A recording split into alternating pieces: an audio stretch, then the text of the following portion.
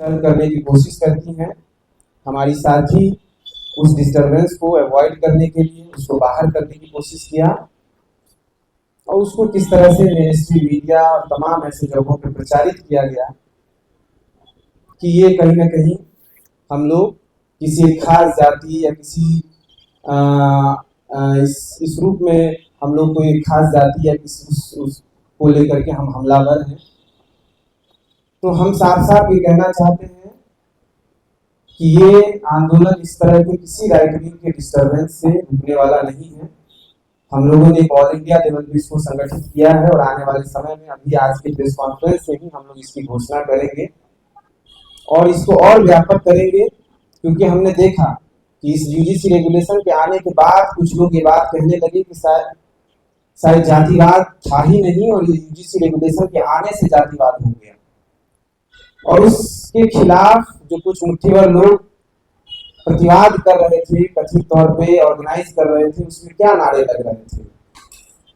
मध्य प्रदेश के अंदर जब प्रतिवाद हो रहा था इन लोगों का, तो उसमें नारे लग रहे थे, मोहन यादव जाएगा जाके भैंस चढ़ाएगा।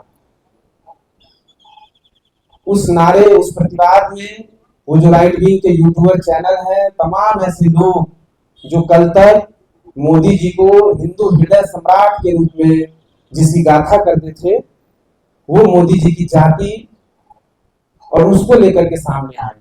शिक्षा मंत्री के जो अभी हैं धर्मेंद्र प्रधान जी, उनकी जाति को लेकर के आए और इसी वजह से ये सब हो रहा है।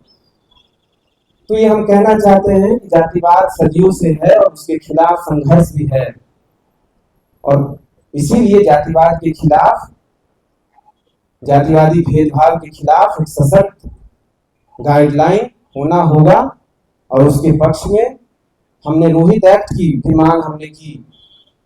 लगातार ये बात उठ रही है कि हम एक संसद से पास एक सशक्त कानून बने इसको लेकर के। हमने देखा कि यूजीसी रेगुलेशन जो आई उसी समय में एक और खबर यूजीसी से आई कि 118% जातीय भेदभाव, जातीय दमन, जातीय हिंसा कैंपसेज में बढ़ गए हैं। तो ये सरकार के संस्था यूजीसी के का ही रिकॉर्ड है। तो ये साफ साफ दिखा रहा है कि इसके खिलाफ सशक्त कानून की जरूरत है और इसीलिए यूजीसी गाइडलाइन लाई गई। उस यूजीसी गाइडलाइन में बहुत सारी खामियां हैं, ये बात हम लोग समझ रहे हैं और उस पर भी हम लोग बात करेंगे, लेकिन इसकी जरूरत है और इसके लिए हम लोग आगे बढ़ेंगे। फिलहाल हम लोग इस प्रेस कॉन्फ्रेंस को आगे बढ़ाते हुए हम अपने वक्ता साथी को संबोधित करने के लिए आमंत्रित करेंगे। सबसे पहले मैं प्रोफेसर हेमलता महेश्वर को आमंत्रित करूंगा। वो दलित लेखिका संघ चलाती हैं और प्रोफेसर हैं जामिया में, वो अपनी बात रखें।